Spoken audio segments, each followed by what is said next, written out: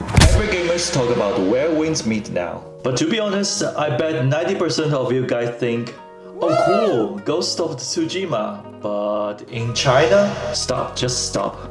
No samurai, no ninja, this is Wuxia. Do you know Wuxia or you don't? Drop in the comments. Today I gonna explain what is Wuxia in 5 chapters. No lecture, loads of fun. First, what Wuxia really is. Second, why Wuxia only grows in chaos. Third, the history from gold to ash. Fourth, the poetry and the trauma. And last one, 2 words, loads kind of money. Watch till the end, you will finally understand what is Wuxia and the history behind the game. First, let's clear this up. Wuxia is not fantasy. In Western fantasy, you have wizards shooting fireballs and elves living forever. In Wuxia, no magic spells, no immortality. In Wuxia, if a hero kills you 10 meters away, it's not magic, is they are able to throw a chopstick like bullets with pure skills. Think of this way, it's like superheroes in ancient China. The superpower, martial arts that ignores gravity. Jump from the ground to the rooftop if you master the lightning skills, aka Qinggong. And the law, there's no law. If you see bully, you don't care to call the cops. Just draw your blade and kick his ass. And hero comes with all shapes and sizes. You have a rich noble in white silk who kills you with a folding fan. You have a drunk beggar who kills you with a chicken bone. Ew, but it works. But whether they sleep in a palace or on the bridge, they share one rule. If I saw injustice, I make it just. If you like this video so far, please like and subscribe.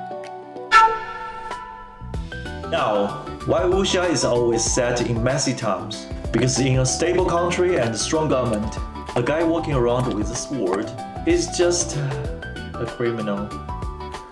So Wuxia needs chaos. It needs the government to be useless. It needs the cops to be corrupt. When the system fails and the shadow society emerges, the Jianghu. Think of The Godfather, the movie. If police don't work, where do you go for justice? You go for Dome.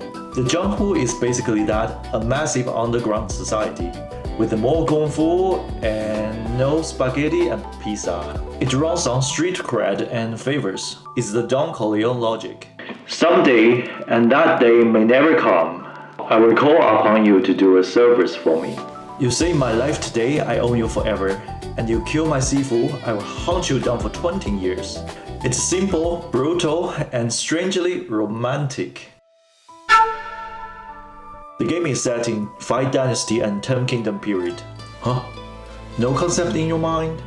No worries. Just imagine China's map has been cut into 10 pieces of small kingdoms, and they fight each other. Before this, we had Tang Dynasty. Think Tang as the Roman Empire in the east. Rich, powerful, multicultural. The capital Chang'an was the biggest city in the world. Then the emperor hit the self-destruction button.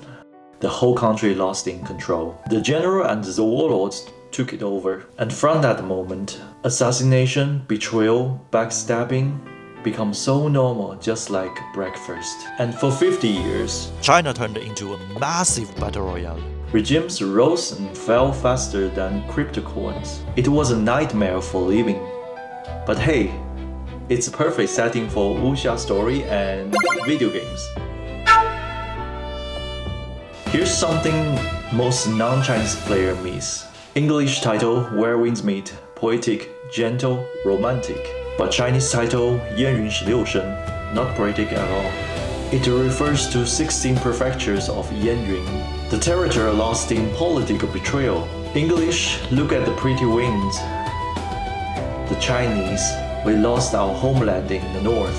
Beautiful game built on a tragedy. By the way, I also talk a lot about food, culture, and read practical travel prep on this channel. So if you are into that, feel free to explore. Let's talk about 2 words inside the game. The words on the ground, and the other words underneath it.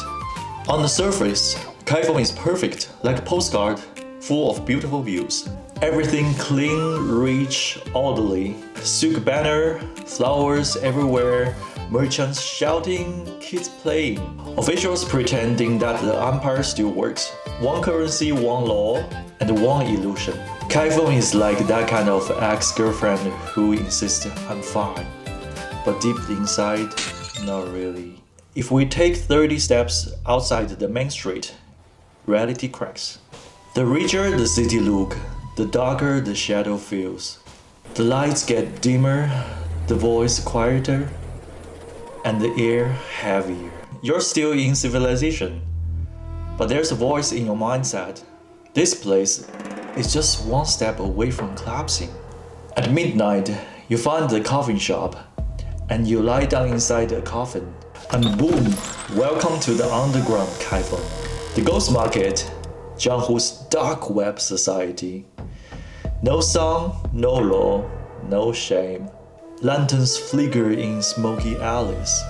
Shadows whisper deals. What you can find here: forbidden martial arts manuals, poison wrapped in silk, ancient coins from dead warlords, masks, stolen goods, disappeared identities, everything that daylight tried to hide and then midnight put on the shelf. In here, justice is negotiable, and the currency, oh boy, that's flexible. The game doesn't give you 5 currencies to annoy you, but in the story, we have many. Every warlord prints out his own money. You travel 5 miles away from Kaifeng to somewhere else, you cross into a different economy. So yes, your money from Kaifeng becomes, congrats, this is trash now. You will see ion tokens, merchant silver notes, underground currencies, ghost market outlaw currency, and the most powerful currency, favors. Because in a collapsed society, a favor is worth more than a gold. Underground, the empire pretending everything is fine. But underground, it's the truth. Above, you use emperor's currency. Below, you use currency of chaos.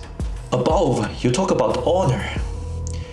Below, you bargain only about your life. You're not just a hero, you're also a survivor in a world that money even have trust issues. This is the full flavor of Five Dynasty chaos. Not open world, but open wound. So Where Winds Meet definitely not a Chinese Ghost of Tsushima. It's a simulation of what happened when a civilization collapsed. And the only thing you left to trust is the blade in your hand. If you want to understand the Chinese hero's journey, this is as close as you can get without learning the language. If you're enjoying this culture deep dive minus the boring lecture, subscribe to this lens. I decode the culture behind the polygons. See you in the Jianghu.